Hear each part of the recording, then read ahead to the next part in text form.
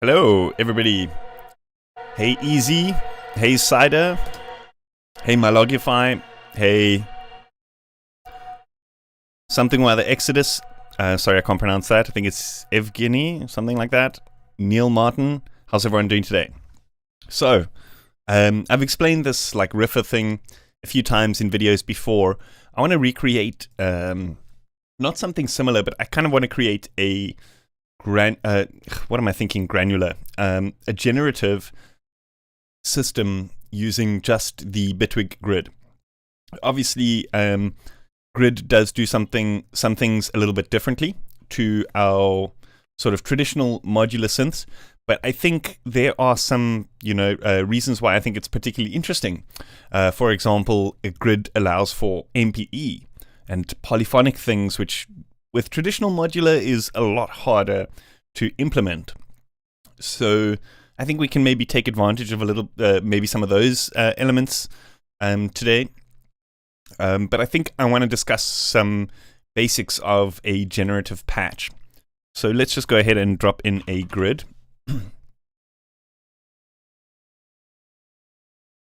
And I guess the kind of basis of a generative patch is for the system to be able to obviously generate music without or with very minimal user input.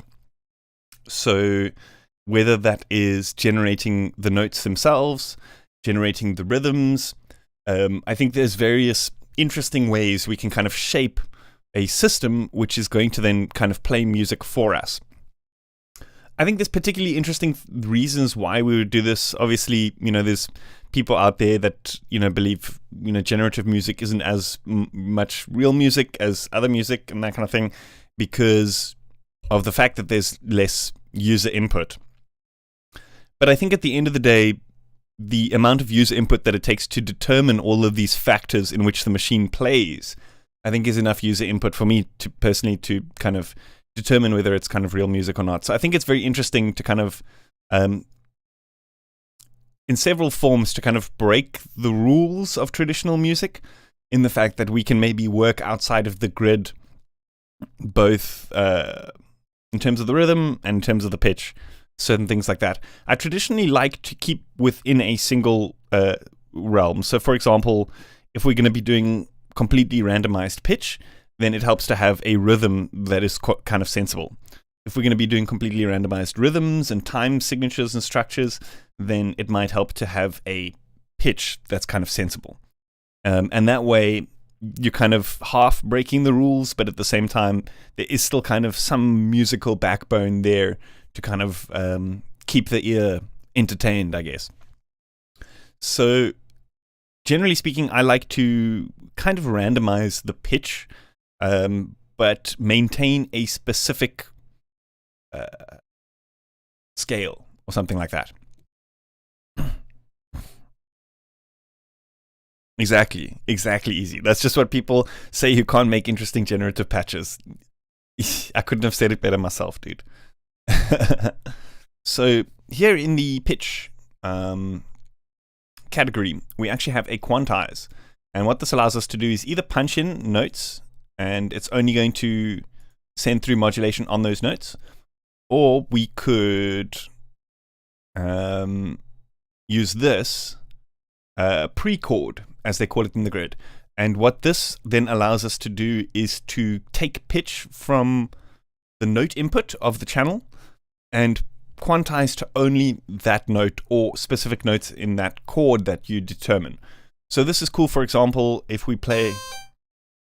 Okay, not a very sensible example.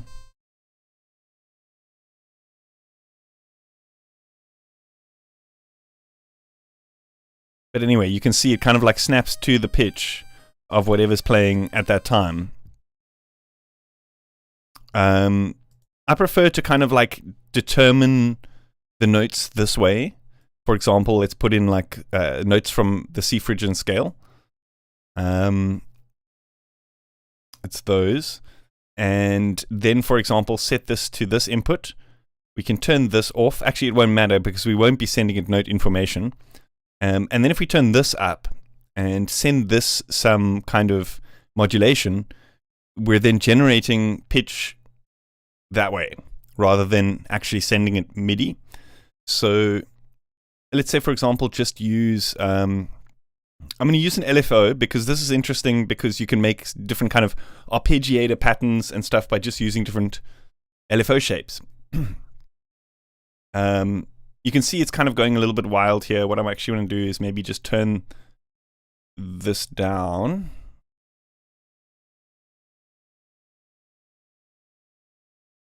And you'll see here it's actually flicking through a bunch of these notes. So it's not actually going to make any sound because we're not triggering the note input. So what we can do is we can grab a data. And for now, let's just use a gate. So if we set this to this, and we'll also want to send, in fact, we don't have to send it here. We just have to send it to the actual envelope itself, which is this thing over here.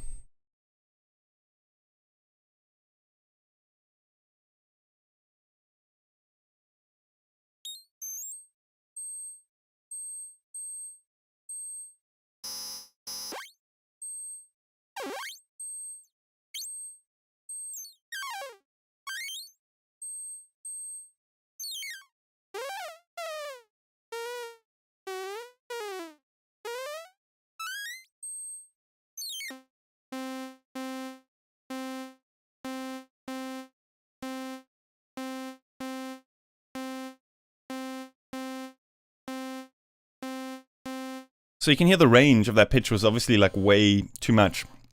So we can actually use the thing called a pitch scaler, which will automate. In fact, actually, something I figured out, or somebody posted, but I'd actually just figured out literally like a few hours before that. You can actually just drag this stuff onto the actual output, and it puts it in place, which is so handy.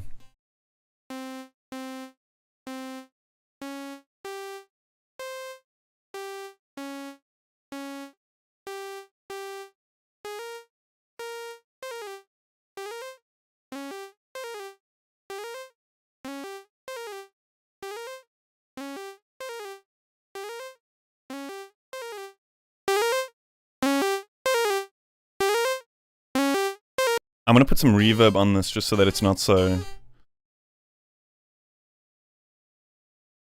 there is a parameter in here. Mute when stopped. There we go. So if we stop the playback, then it'll actually stop playing the sound. Let's put a reverb on here. So I'm just going to stick with Bitwig stuff for now.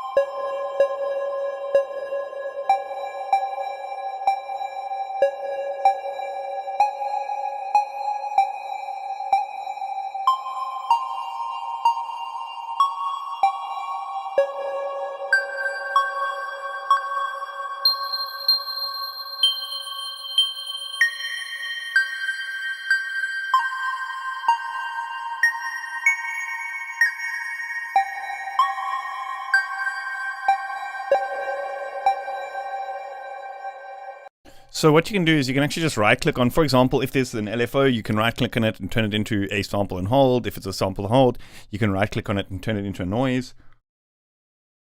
So it makes for this kind of modular stuff. Sound design with modular ideas so quick because you don't have to unpatch something and then repatch it.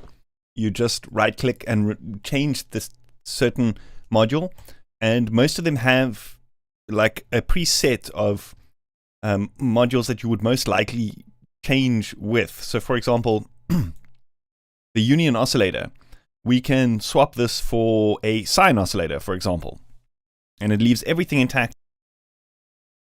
It just swaps it over for a sine.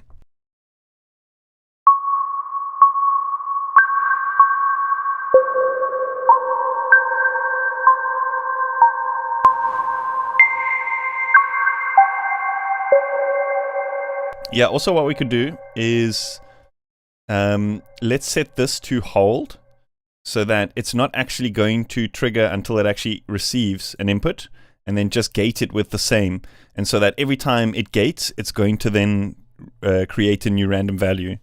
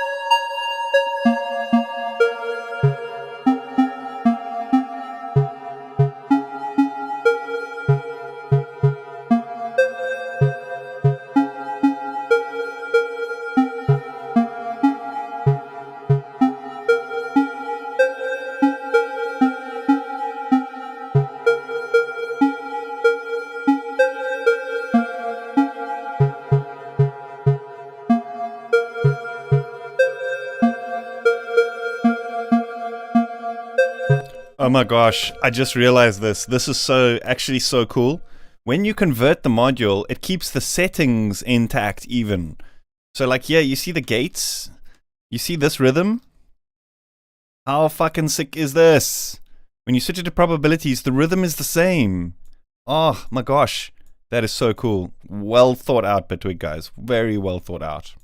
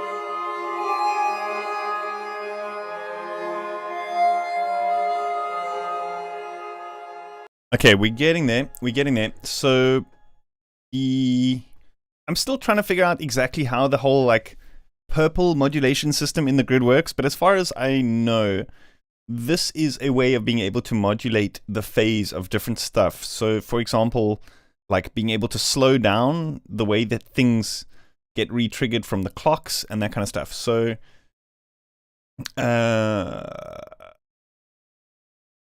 which one is it which has the actual clock thingy? Oh, it's this one here.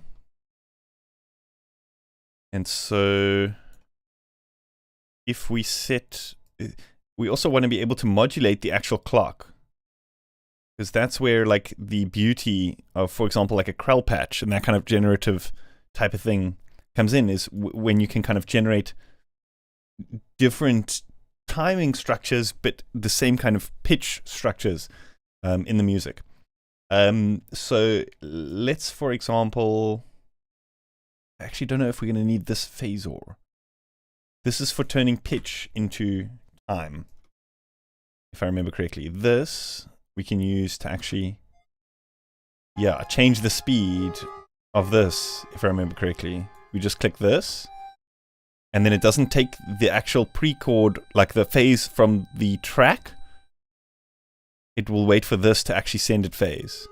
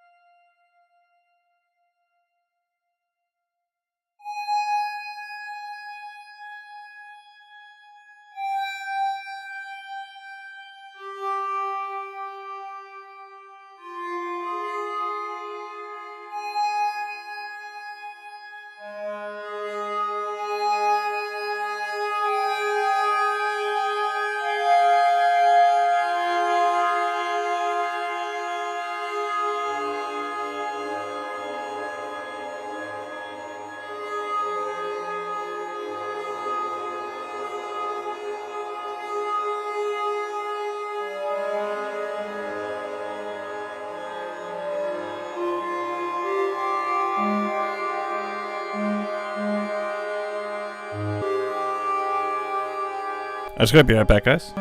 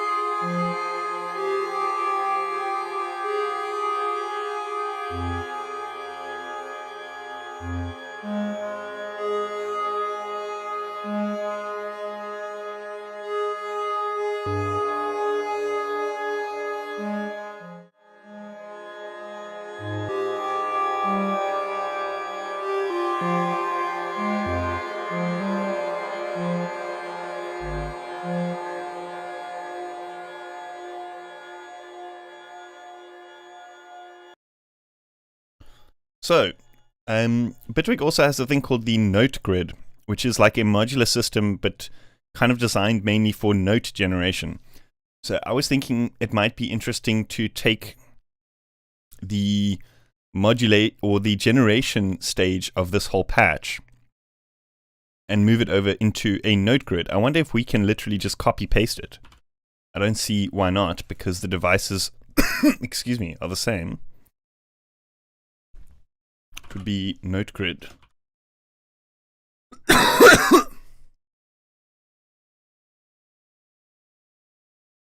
Can we just take these, copy, paste? Polarity Music, how are you doing, my man? Do you even know how many of your videos I've been watching over the past month? Wow. Thank you, man. Thank you. I really appreciate the support. If you guys want some like in-depth Bitwig stuff, check out Polarity Music's channel. It is an unlimited source of really good knowledge for Bitwig. So, wow, this is actually cool. We can literally just copy paste this thing that we made in the polygrid, pop it into the note grid, and now we can generate the notes in a separate modular instance. So also this means we could take the idea that we're generating these notes and just copy it to a different patch. You know what I mean? Or just send it to Vital, or just send it to Faceplant, or whatever. Because the generating is done in a MIDI instance. Fuck, that is so cool. Excuse my language. And thank you, Polarity. Wow. I really appreciate the support. So if we delete all of that, set this back to a trigger, I think this would then work if we send this to this and this to this. Because what this means is now, because we've opened up the note grid, we've got these MPE parameters, which we can start fiddling with, you know? Man, Bitwig is perfect. I think it's been about 2 months since I've opened Cubase, for real.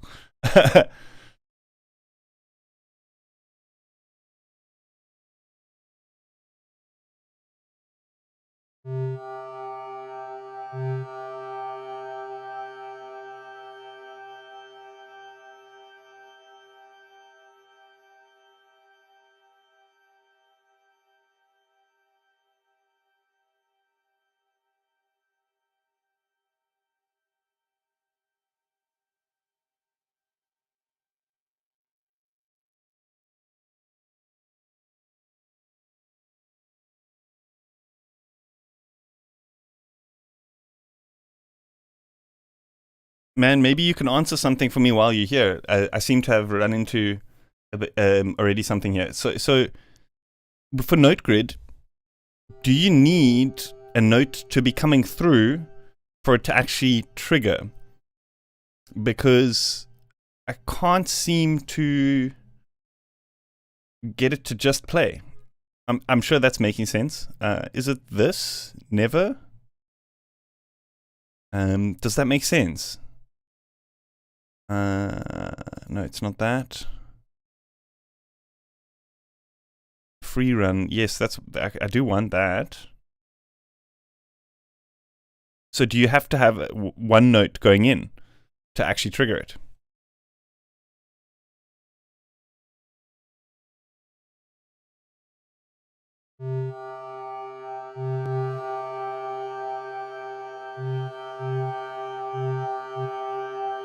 Okay, interesting. But then can we still send several voices out? Can it still send, like, if we duplicate this, will it still send an extra voice? Is that just the input that it's expecting?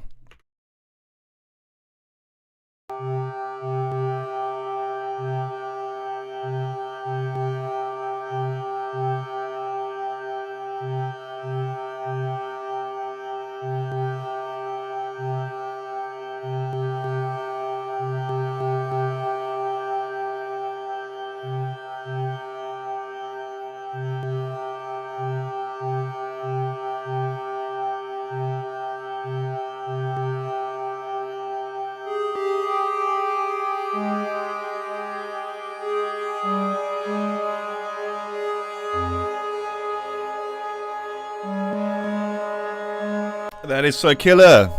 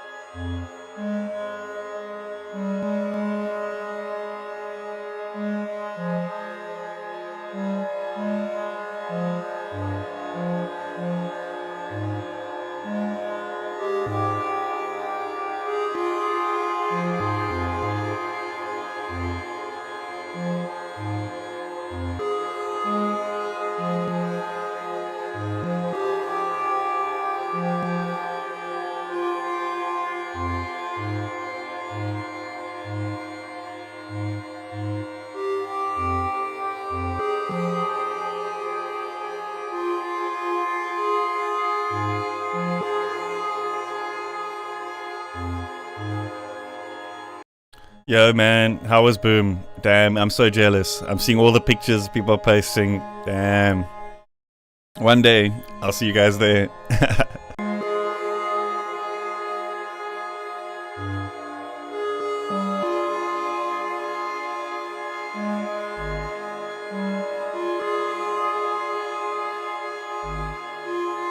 So now we're modulating the clock a little bit with this curved sample hold, random. You see this green one here.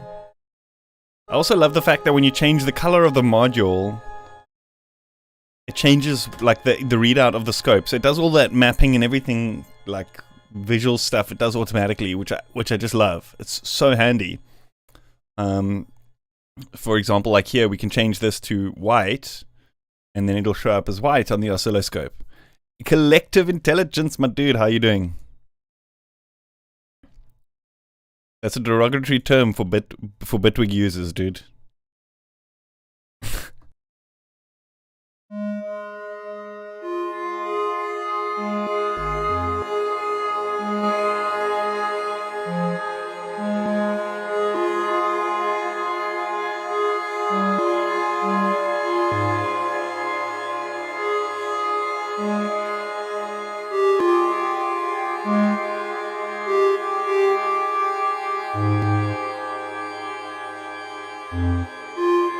I want to set up a macro here for this like effects thing that we created that can do like the feedback and the size of this reverb all in one. So I want to reduce it sometimes, you know what I mean? So let's just turn it down like this.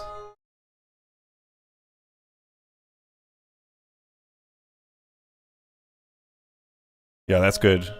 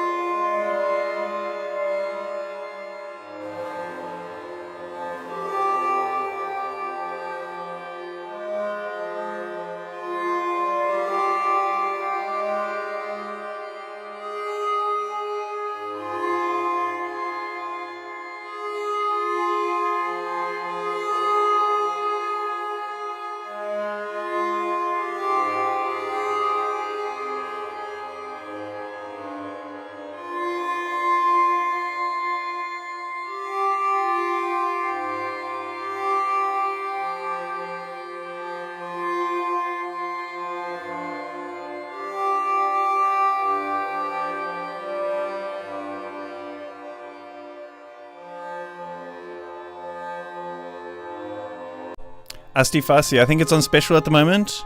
I think it's on special for $2.99. I think it's usually $3.99, and then you get a year of updates, I think.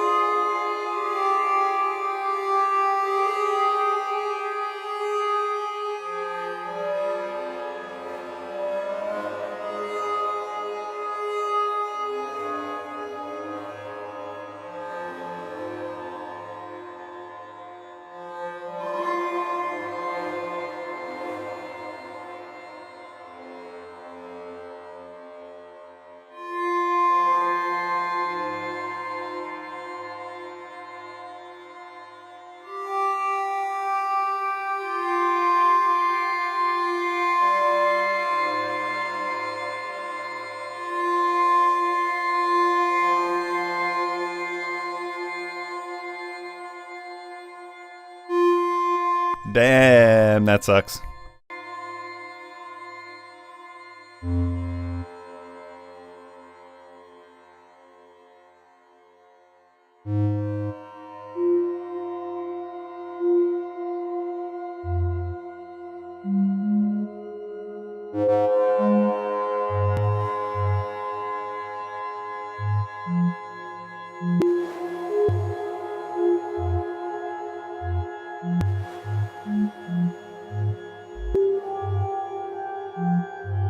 So what I want to do is, you see here you got these blue things.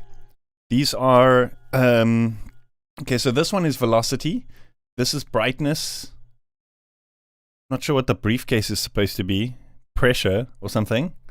Oh, it's an anvil. Not a briefcase. Or pressure. And then I think gain and pan. So there are, if we just duplicate this, this is now another note on random, and we can then send this, for example, to the brightness, and then we can duplicate that again, and now we've got a different value that's generated of the same thing, and then put that into the pressure. And then again, let's do another one for the velocity. So let's just, to make things orderly, put it like this. And so now we should actually be able to grab these modulations by just using one of these expressions in any of the things further down the rack, if I'm not mistaken.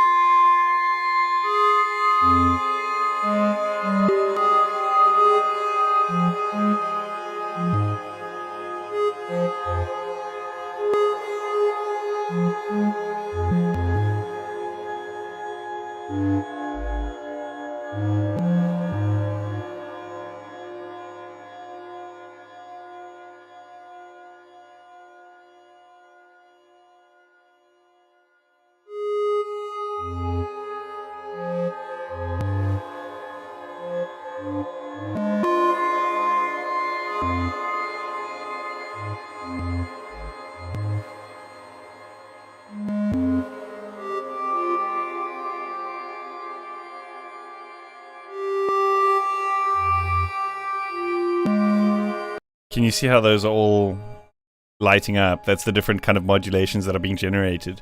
We could even generate like randoms here in this patch, so it doesn't necessarily have to be part of these kind of MPE parameters.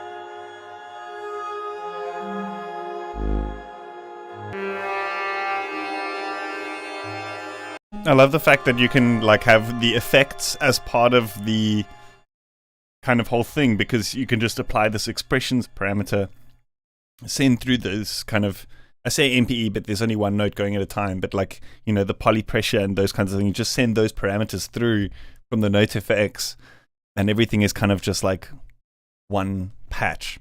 The effects are all controlled by the same random and stuff. Oh, it's so cool.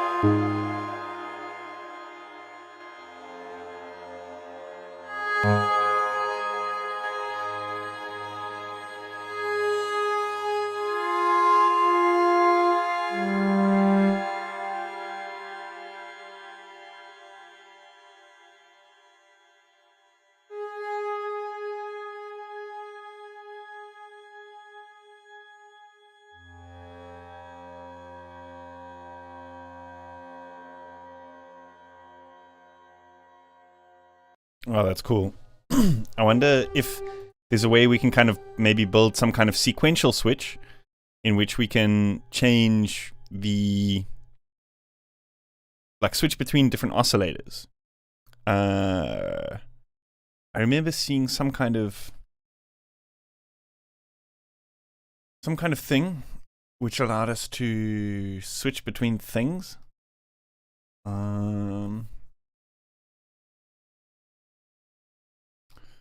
I don't remember which thing it was in.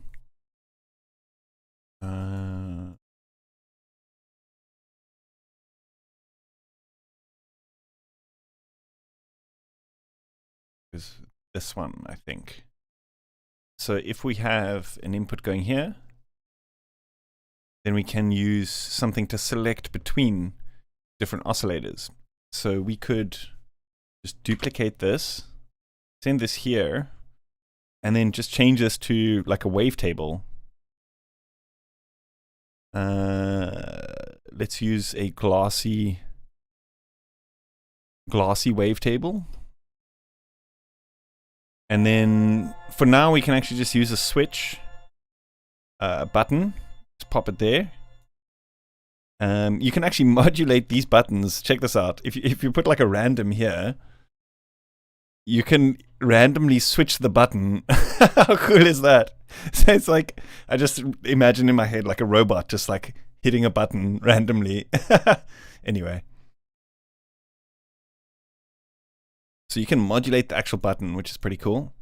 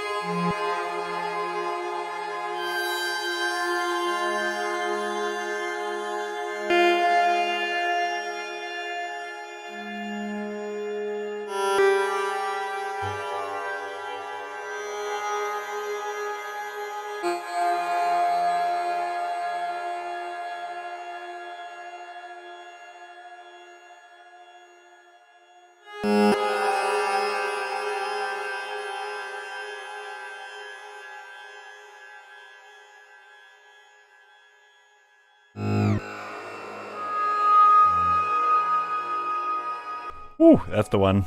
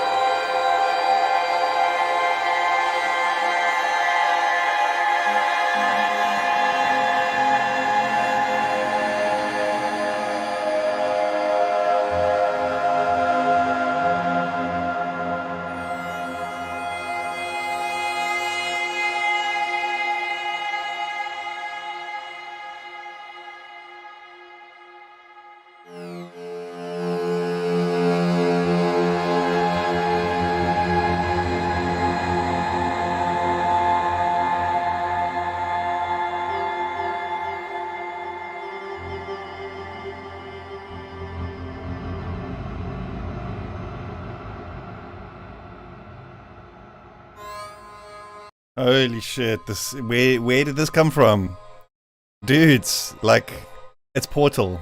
That's what's happening. I swear, this is the key. This is the major key. Portal can turn anything into an ambient track.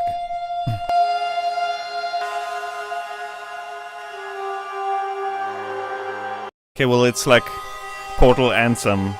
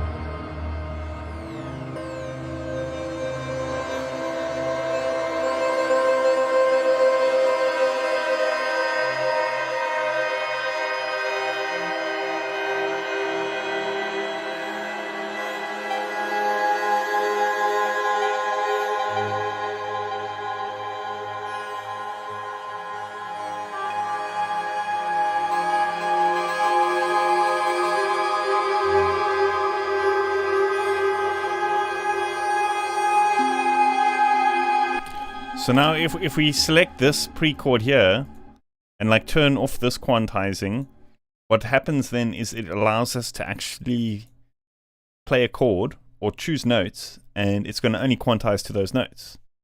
So let's just put in the actual notes that we're playing. And this is cool because it makes it a little bit easier to kind of punch in a kind of musical scale if you kind of know a few notes which you know kind of work in a scale. For example, like we could go with like a minor chord, which is like that, or just like a two notes from the chord kind of thing.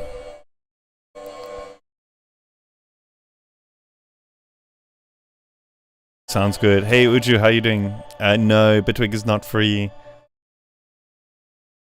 1, 2, 3.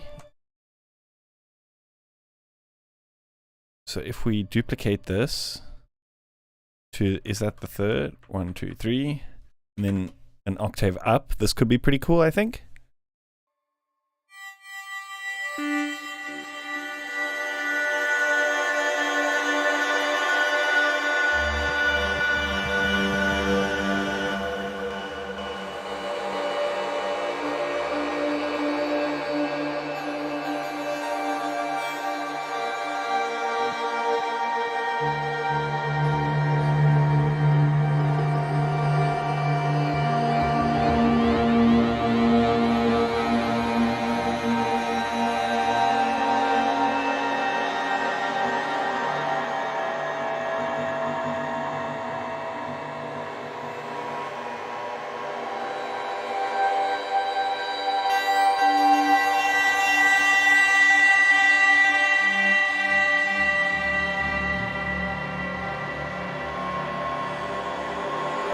So here's something cool. You can actually do this in Ableton as well. If we, for example, have chords, let's say we put that was the minor chord. This one, we don't necessarily have to go with a chord. We can put in just notes from the Phrygian scale, which would be -2 and +1, for example. Maybe we can octave up this one. And then what we can do is we can set up what's called a next action. I think in Ableton they're called follow actions. So what you can say is like after 8 bars, play random. And then what's going to happen is we do this to this one as well. After 8 bars, play random. And then what's going to happen is it's going to choose randomly between these MIDI inputs every 8 bars. Maybe we can go up to 16 or something like that.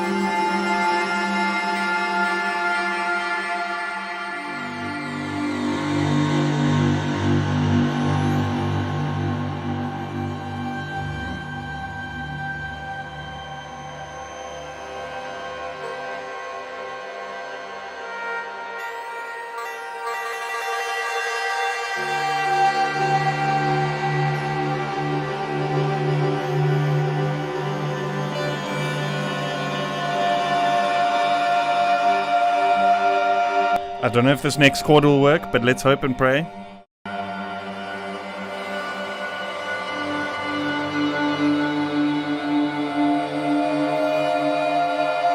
Thanks, Wave Morpher. Thanks, man. Thanks for tuning in, eh?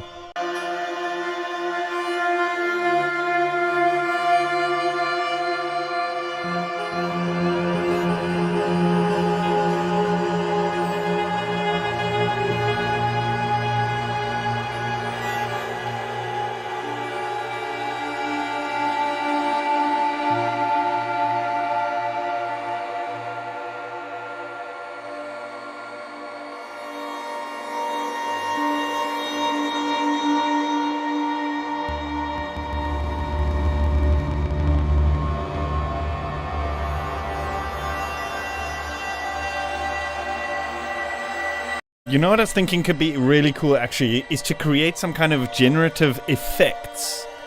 You know, not like, how can I say, like, not like generative music, like this is supposed to be, more like effects, like, for example, like, background sci-fi noise of, like, robots, or that kind of atmospheric ambient effects. I think that could be really cool.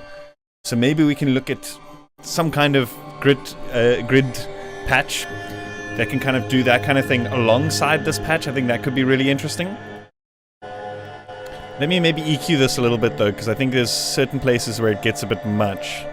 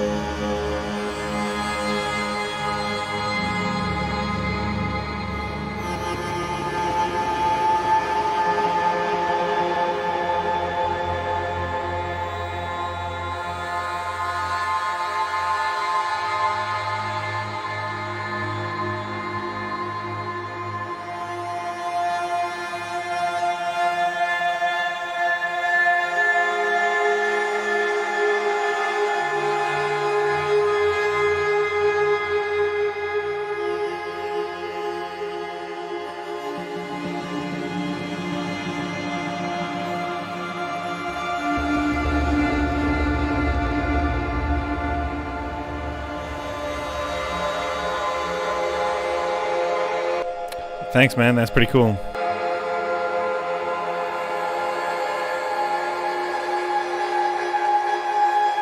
I actually gotta be right back.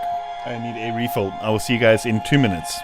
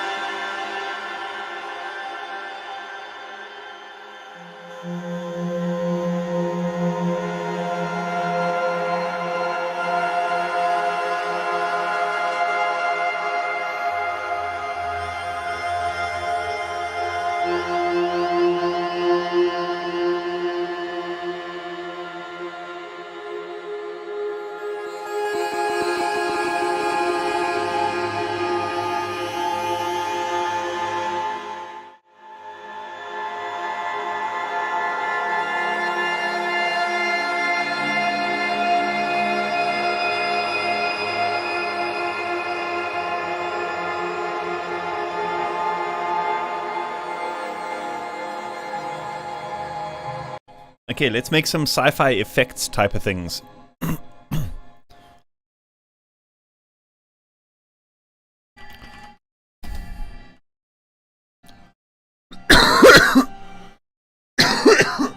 Excuse me. Wow.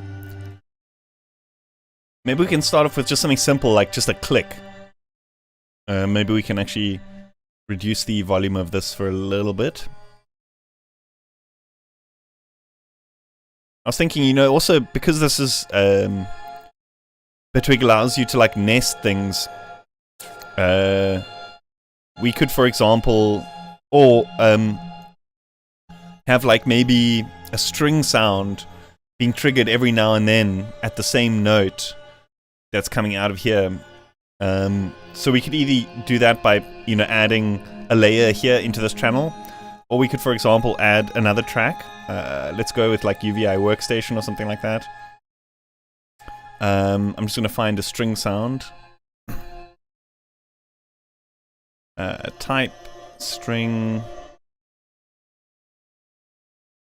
I want a bowed string, in fact.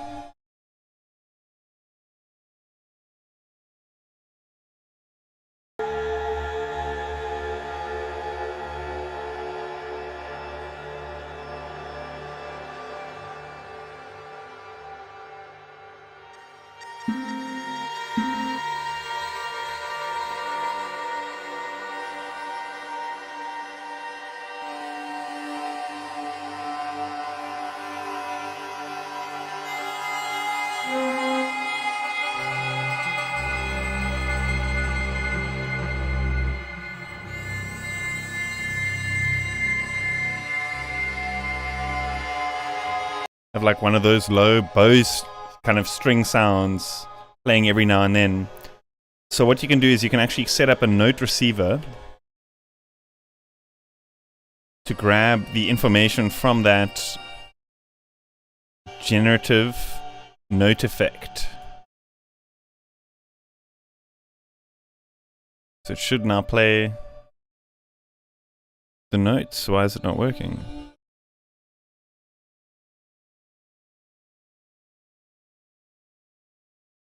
Oh, they're too high. Okay, I see. So now we gotta transpose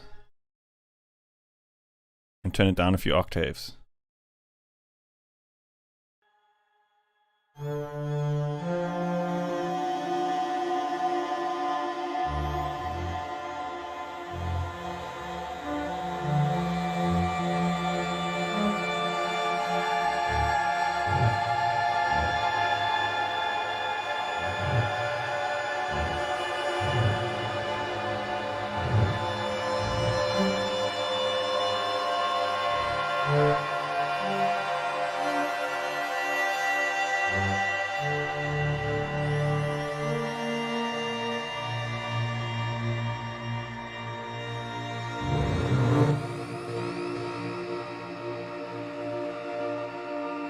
I actually want to set up some kind of note filter so it doesn't use those key tracks. Actually, I think there's a way here we can do it. In UVI. Forget. Set it up. I have to actually turn off the thingy.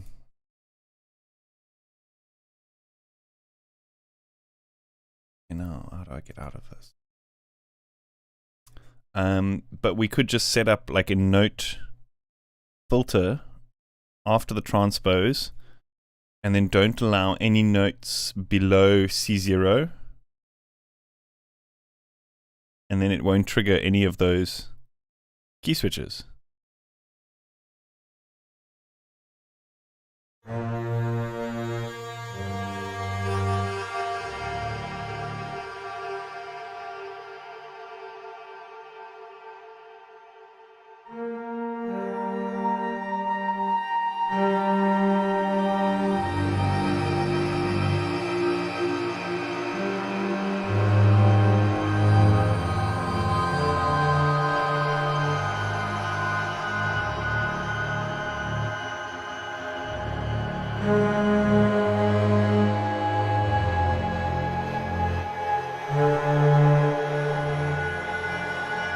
What we can do is we can actually set up a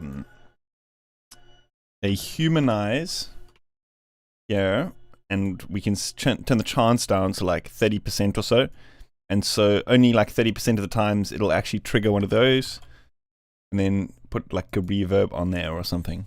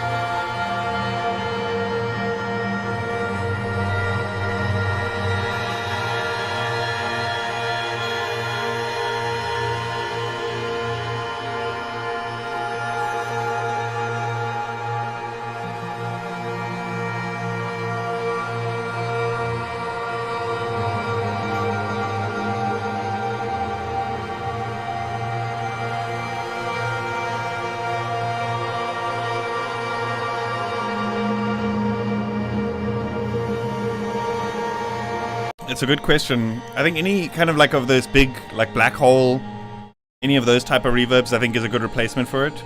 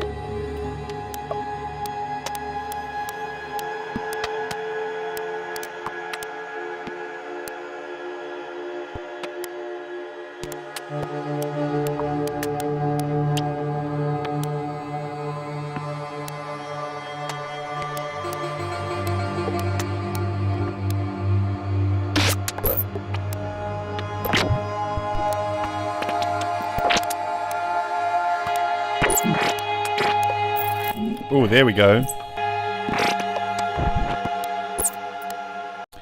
Recursive modulation. So like when you have two randoms and the one is modulating the other one and vice versa, it actually doesn't allow you to patch it in because it like picks up there's going to be feedback, but it allows you to use these modulations to actually do it. It's like doesn't allow you, but it like allows you.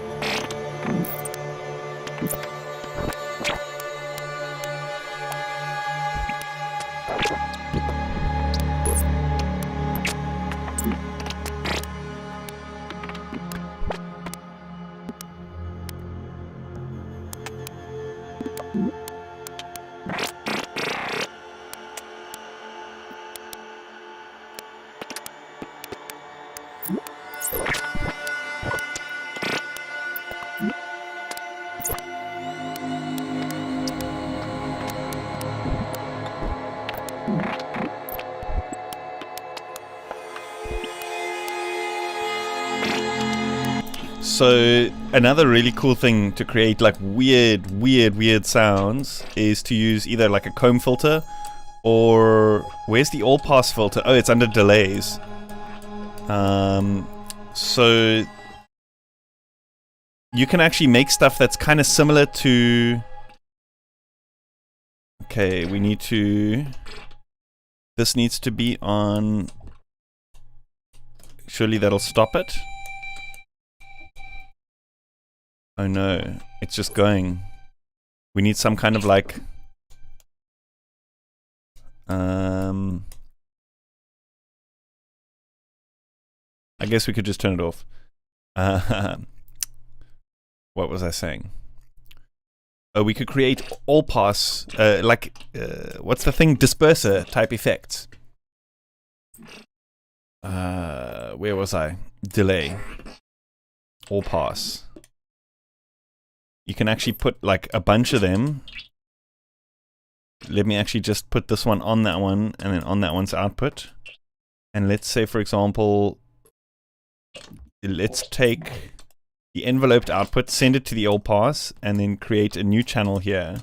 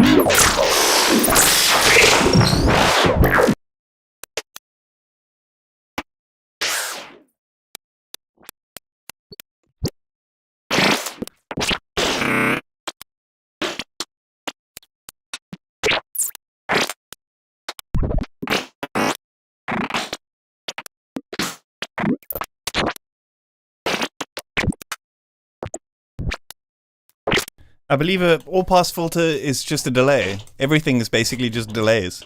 But like, it is just like a very simple delay. Unless somebody wants to correct me. It's like a filter without the latency compensation.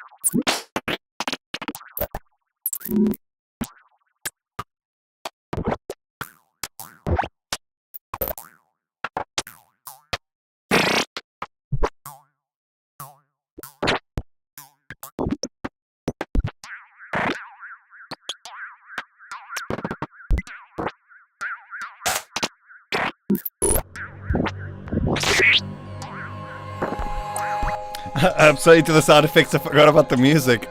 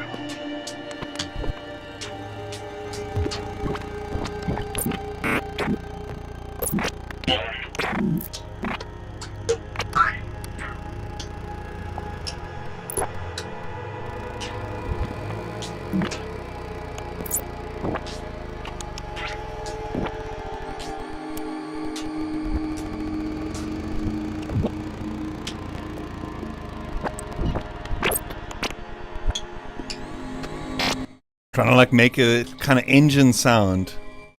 Sounds like gears like speeding up and slowing down in the background there. Sounds pretty good.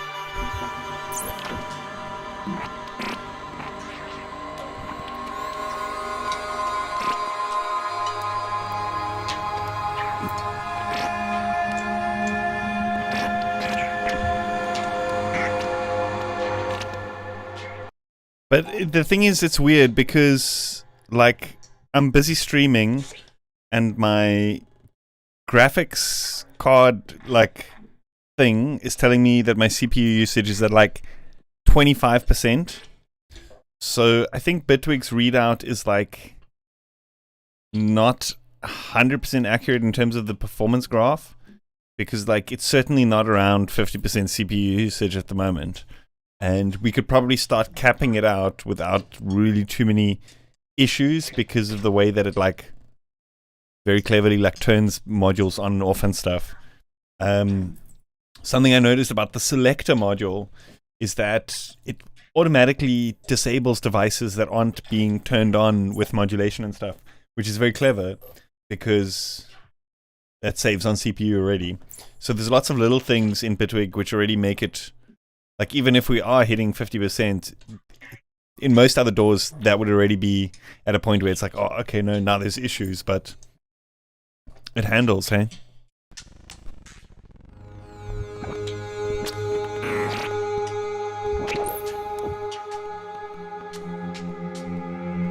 Yeah, I think that's it. So it's like just the single core performance as opposed to, like, my overall computer's performance. So, like, now I'm maxing at, like, 35%. Sometimes I can see it peak up to, like, 50%. But again, it's like, I think that most of these readouts, like, aren't that accurate. So you use, like, you kind of look at them all and average them out, if you know what I mean. Because in OBS, it's telling me 6%. And in my experience, OBS is pretty. It's the CPU readout there is pretty on point.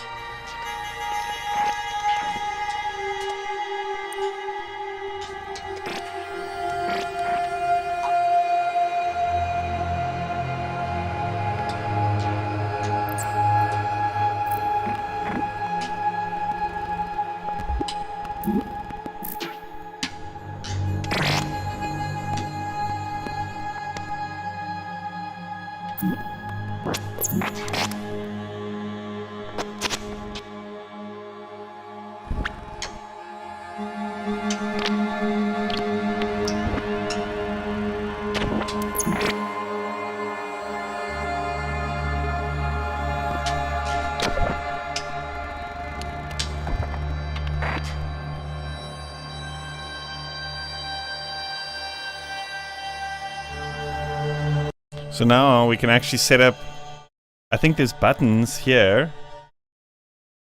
Buttons. So let's make a button.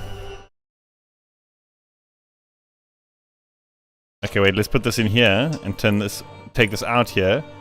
And then this button can be the add robots button. Add robots. Okay, guys, add robots. Dreams come true, like a button to just add robots into the mix.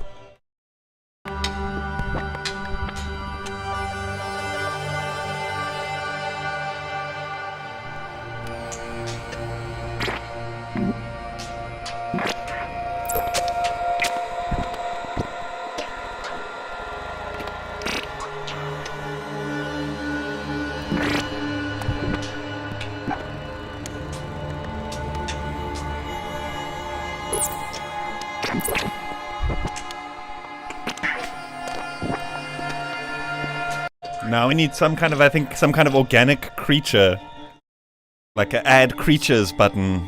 Okay. That's the next task at hand.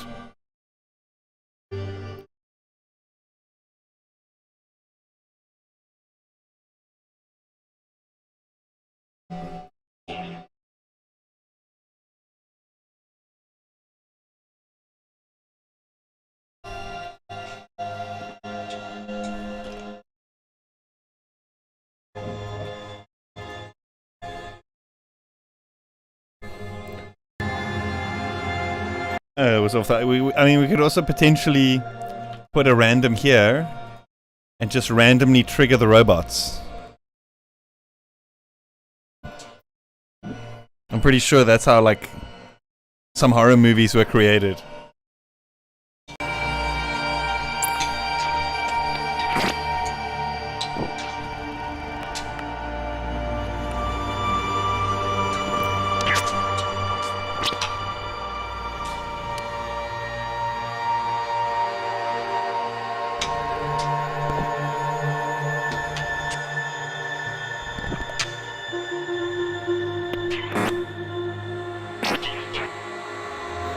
We need a button for bees.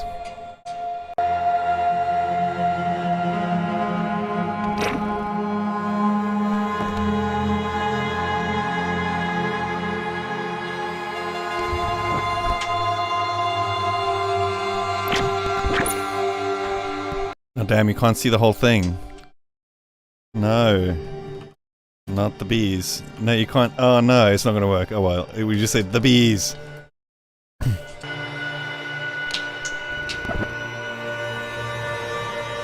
And then we also make like some other kind of organic creatures. Somehow.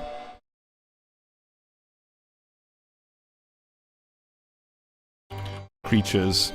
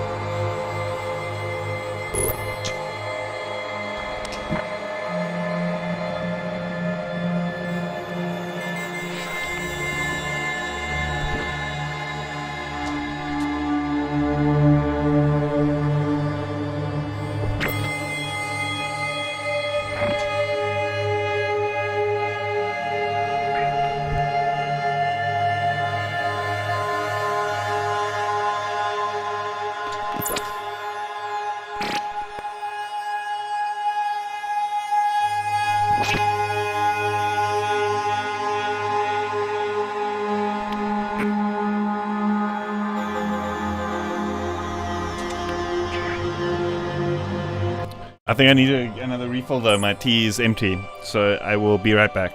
I'll see you guys in a moment. Then we can do the bees and the creatures.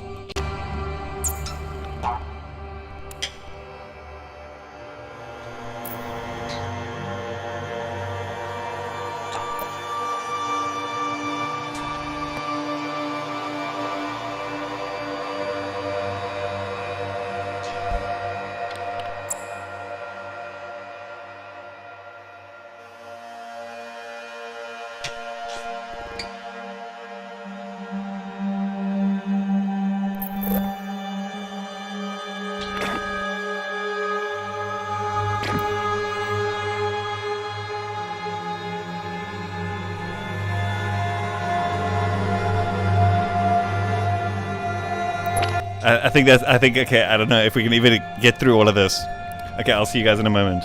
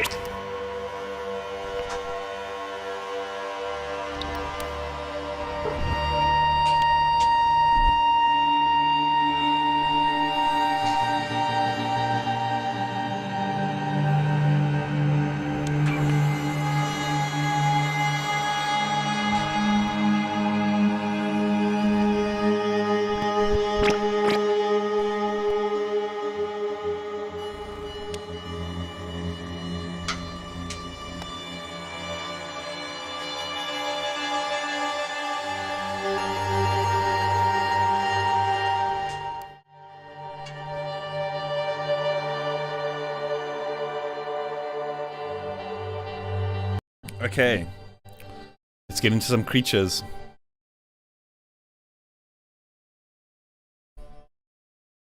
What I actually want to do is I want to stop randomizing the robots for now.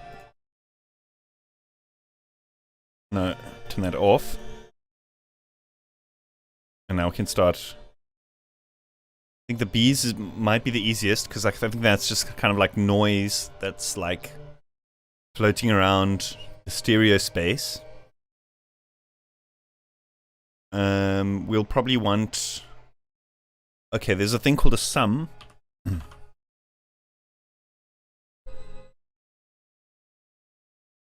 Which is basically like a mixer, which you can just send multiple other mixers to. So like we can create another one here, like another switch.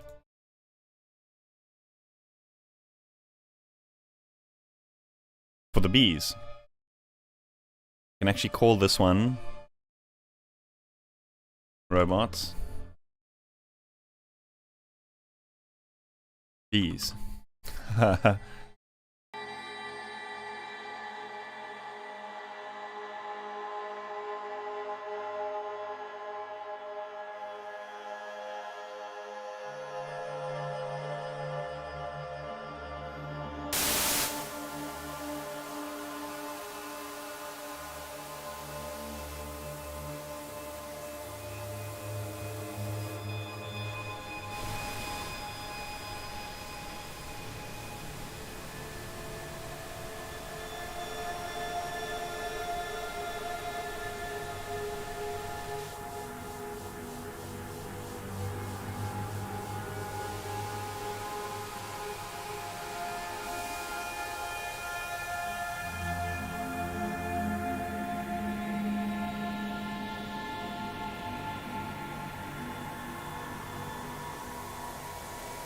It's more like distant waves. Can work though, not as bees.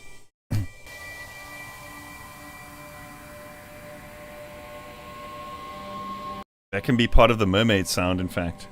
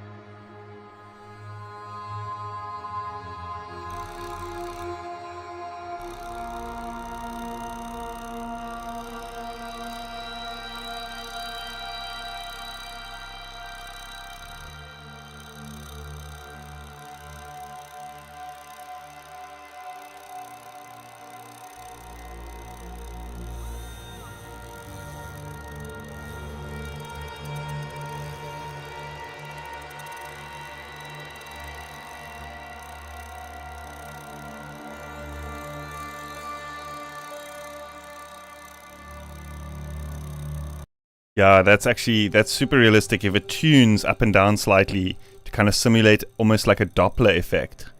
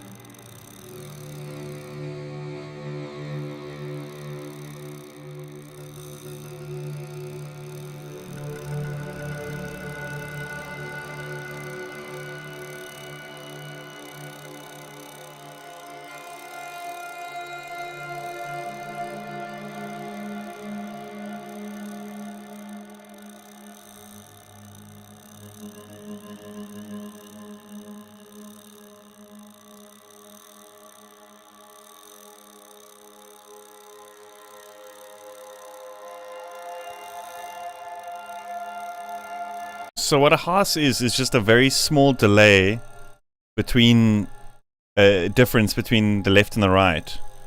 So what we could actually do is use a stereo split over here, and then a merge, and then what that allows us to do is actually put, let's just put the right in as well, and then we can drop a delay, something like the all pass. We can put on just the right channel, and we can choose the amount of milliseconds here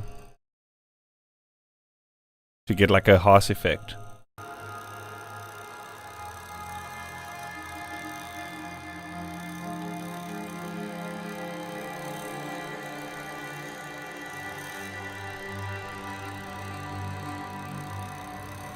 Maybe let's try with the traditional delay instead.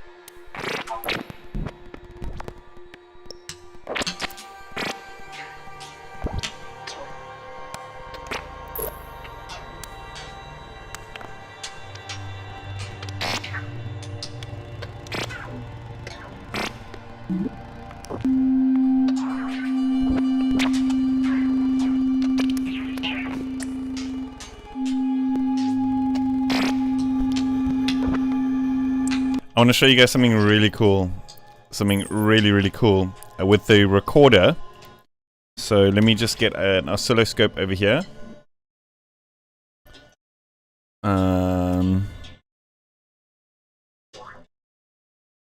Let's get a random.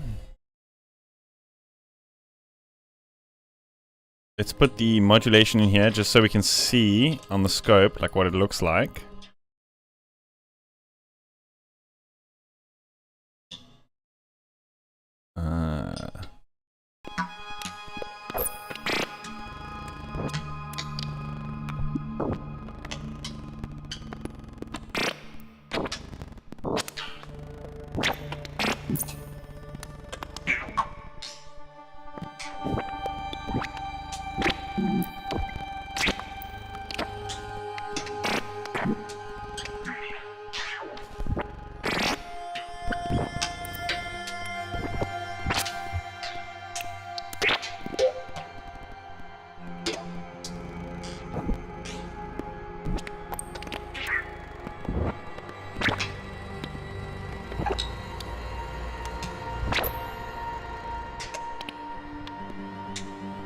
If anything does happen, Bitwig sandboxes any plugins.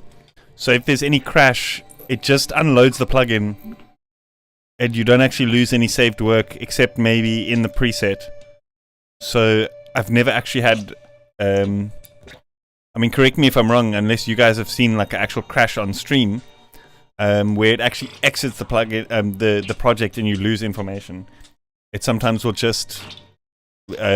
bomb the actual plugin out, but it'll never actually happen with built-in Bitwig stuff. Blurry font. My font seems to be fine. Check, maybe it's something to do with your GUI settings here, the way that your scaling settings is set up. Here, under user interface. Something there maybe.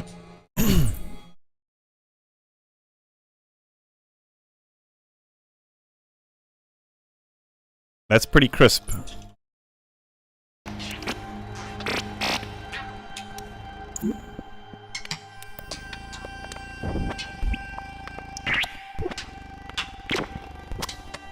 Okay, so you see here we have modulation. I actually want to make this go to the sine wave as well, just so we can hear exactly like what the modulation is doing.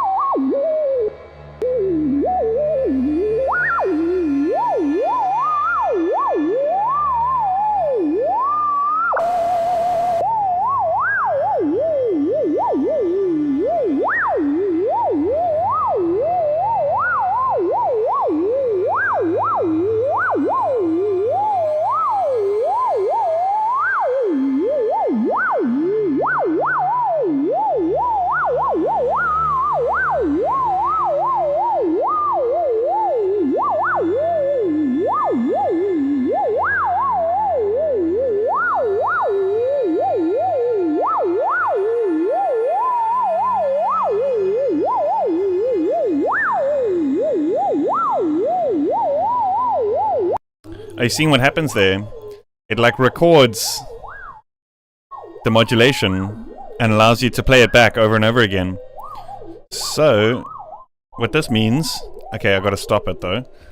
What this means is we can create like random modulations and then loop them by just setting up different ways of triggering these buttons. So, if we have, for example...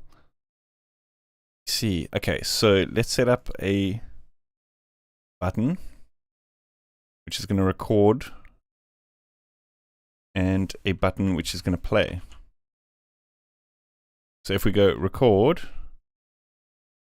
and play, you see it, you have to actually trigger it every time. Okay, but still you can loop the same modulation over and over again.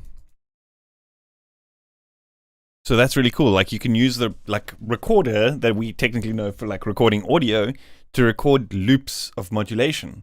similar to how you could do with something like a Turing machine, where you generate a random signal and then you just loop it over and over again. So you can do this with the recorder, and getting a bit tricky with how you actually trigger the buttons, for example.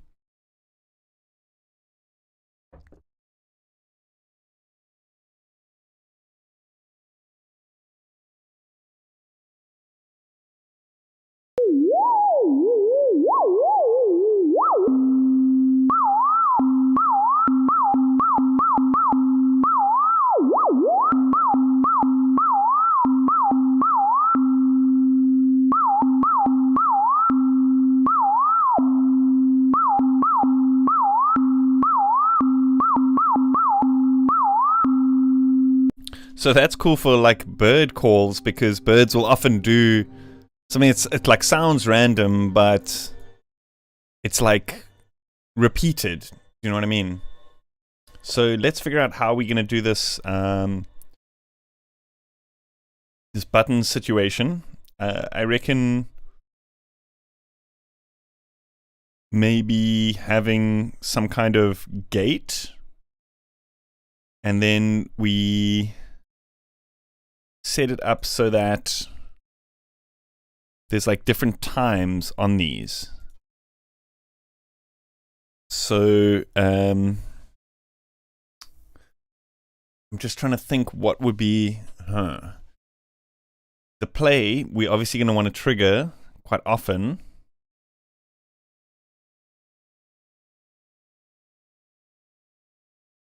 Well, you know what could actually be cool is some kind of probabilistic play, because that's kind of random. Do you know what I mean? And take this away. So there's probability as to whether it's going to re-trigger. And then we can also use a different probability to choose whether it's going to record a new random.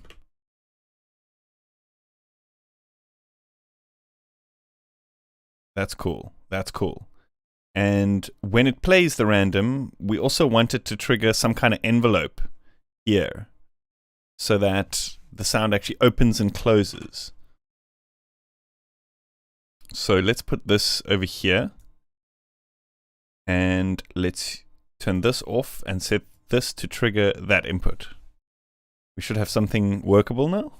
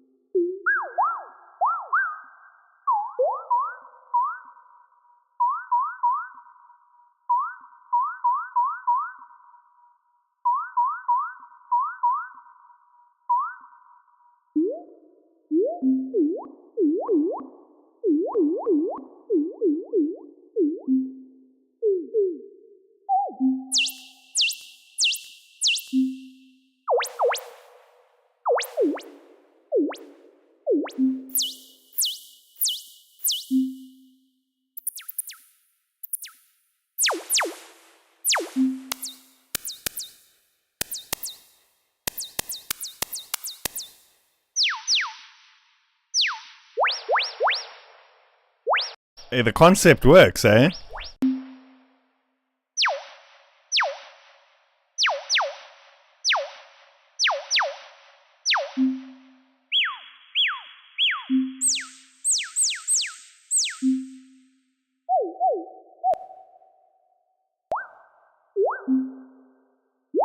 I'm getting more of a bird vibes than whale vibes from this.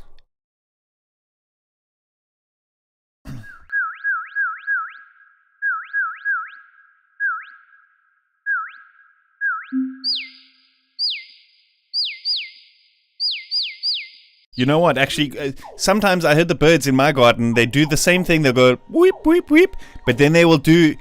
I swear, these birds know the beat repeat. They'll go boop, boop, brr, beep, beep, beep, beep, beep. So they'll do the beat repeat. So let's try to figure out how we can like change this time like to double time every now and then. So it'll like beep, beep, beep, beep, beep, beep. Do you know what I mean? Do you know that beat repeat that the birds do?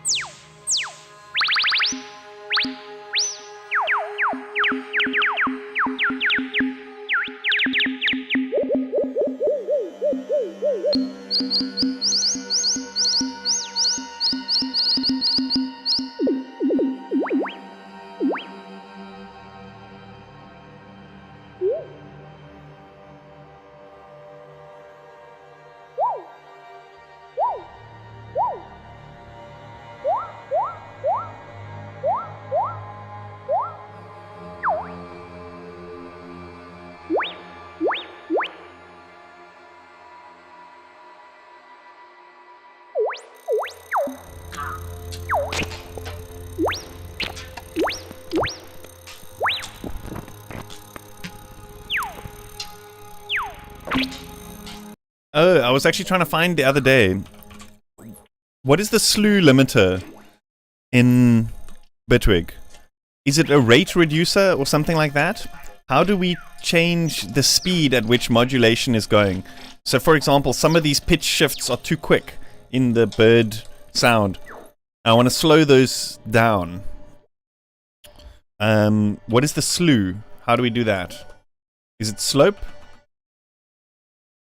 Ah, yes, I think it's slope. Interesting.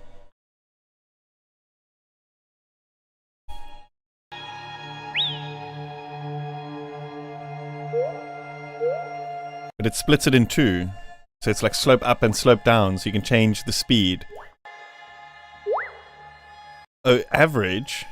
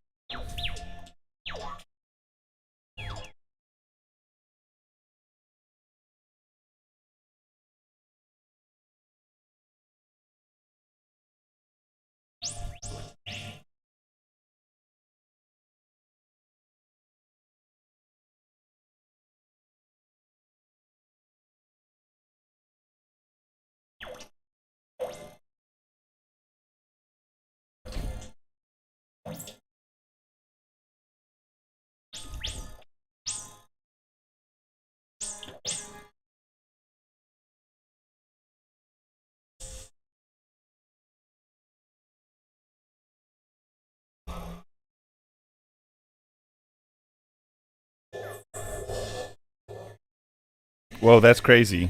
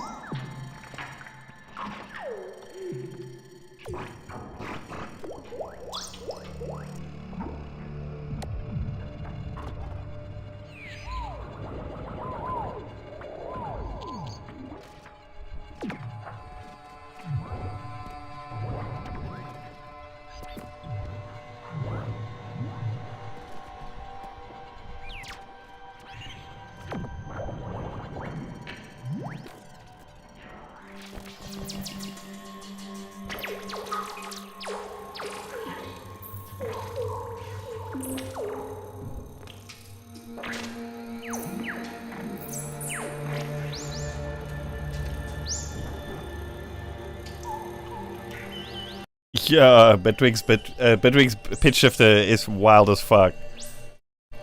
Sounds very good. Sounds like as if you were stretching it, but it doesn't really lose the time.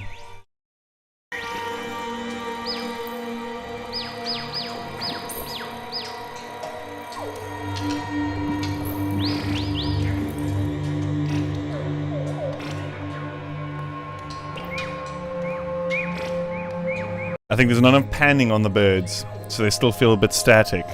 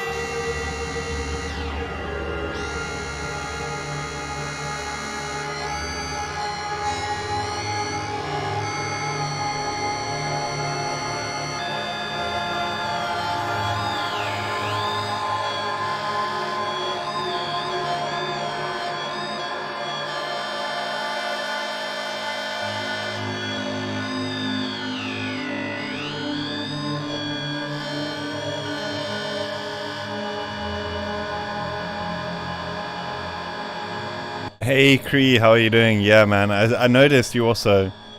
Seems like most people are switching, eh?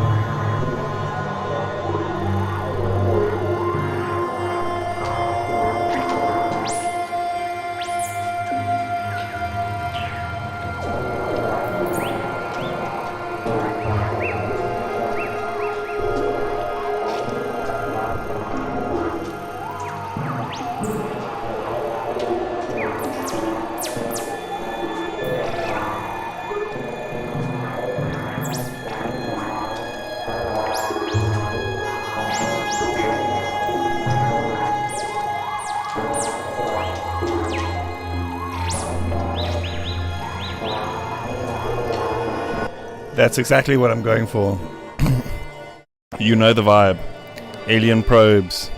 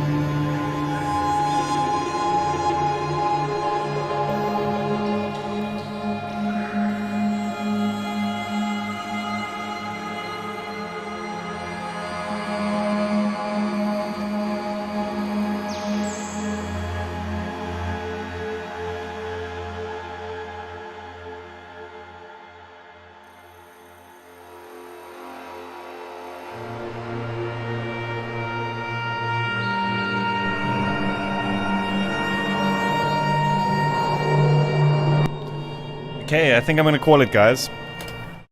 I think I'm gonna call it a day. Let me see if I can figure out how to actually do this raid thing, or if there's anybody that's online that I can actually do that to. So I'm always keep trying to figure it out, but I can never actually do it. I think it's like edit stream redirects.